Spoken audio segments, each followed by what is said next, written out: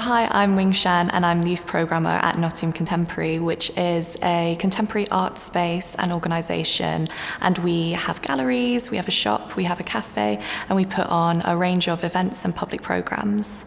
So I work with young people to help them produce a series of events and workshops and curate a programme that engages young people within the arts and the exhibitions. 1525 Collective is a core part of what we do here.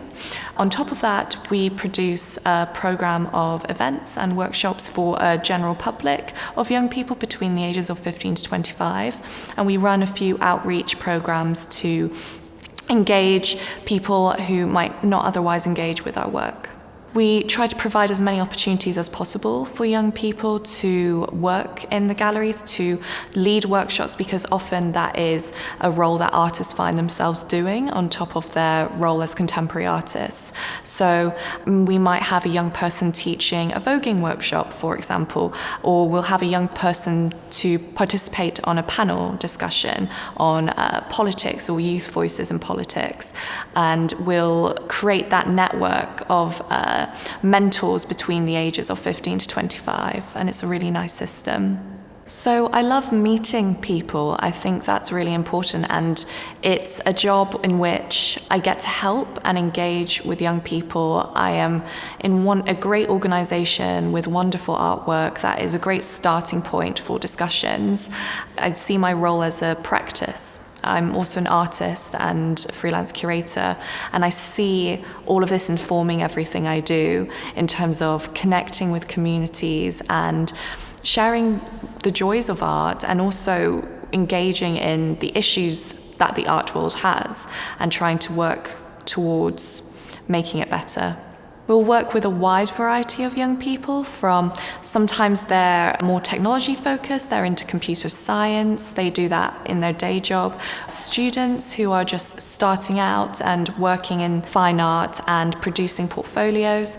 We'll have young people leading workshops who are photographers in the fashion industry. So we're really about widening what the arts mean and what it means to be artistic and creative is. It's not just about the visual arts, it's not just about contemporary art, it's all about engaging creatively. So in terms of careers and professional development, we try to have a range of workshops and events that are very skills-based, that are about building a CV in the arts specifically. We have had events about how to apply for funding from the Arts Council, which is really essential. So with what we do, it's a real range of holistic, experimental careers and professional skills-based.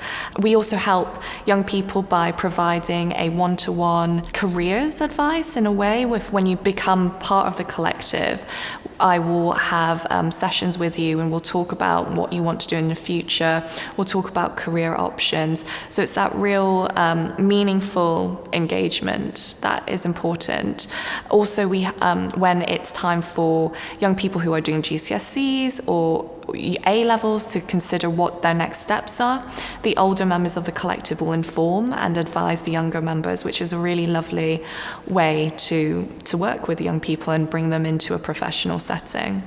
I was born in Nottingham. I spent a while in Hong Kong doing some studies, and then I came back to Nottingham and I went to school here, and so Nottingham's a really core part of who I am. I went to Nottingham College and I studied A-levels there. I really liked being in the middle of the city studying, and Nottingham College is a place that we regularly work with. I did art history and fine art and English language as subjects, and I ended up going to London to university to study art history at the Courtauld Institute. I did a BA there, and I didn't know what I wanted to do, so I just did an MA, really. But it was a really great experience for meeting a core group of supportive people, which I think is something that we really encourage with young people, is finding that core support group and being interested in what other people do, because that will so often inform your own practice. It will help you produce new things. It will help you start projects. So then I thought I was going to work in London for a while, and I just came home to Nottingham, and I found fell in love with the city. It's really vibrant, it's very young, it's a city which has such a personality. And so I decided to stay, and I ended up getting this role at Nottingham Contemporary. I would say that university routes are becoming less and less important. Organisations like Nottingham Contemporary are looking for a wider range of entry points into the field.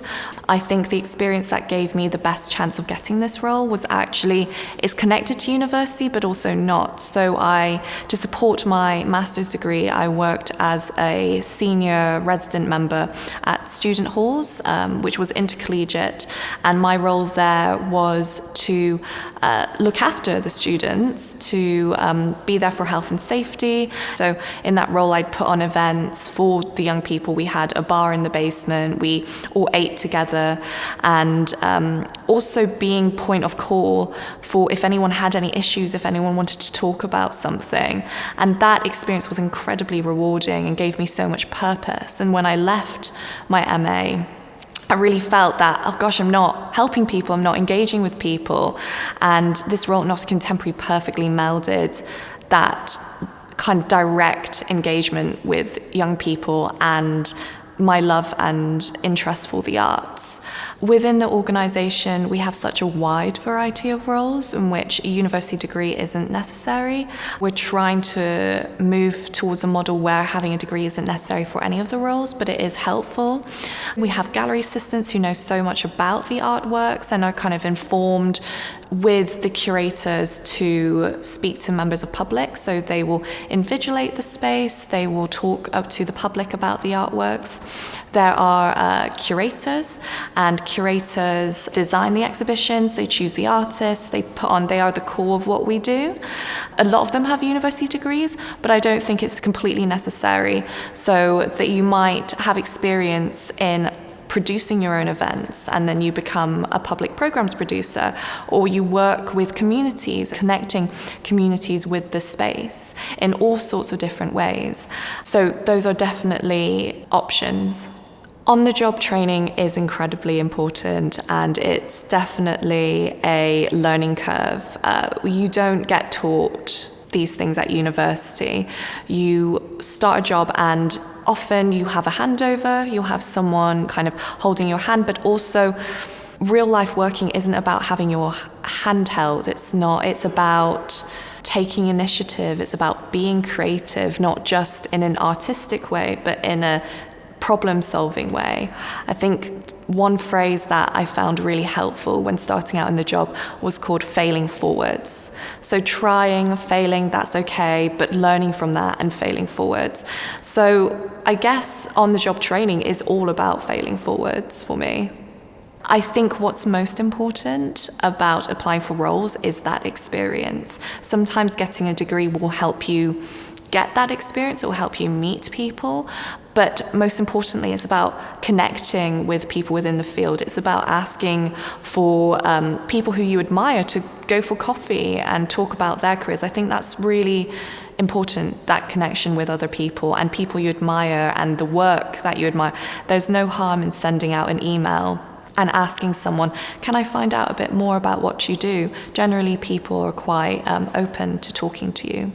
There are so many resources online to learn about the history of art, to learn about different concepts like feminism, like social issues. I think having that broad understanding of the world and the arts, from literature to history to art to psychology even, is helpful. And I think what's exciting about working in the arts is that you can delve into these different niches, and finding your niches is really exciting.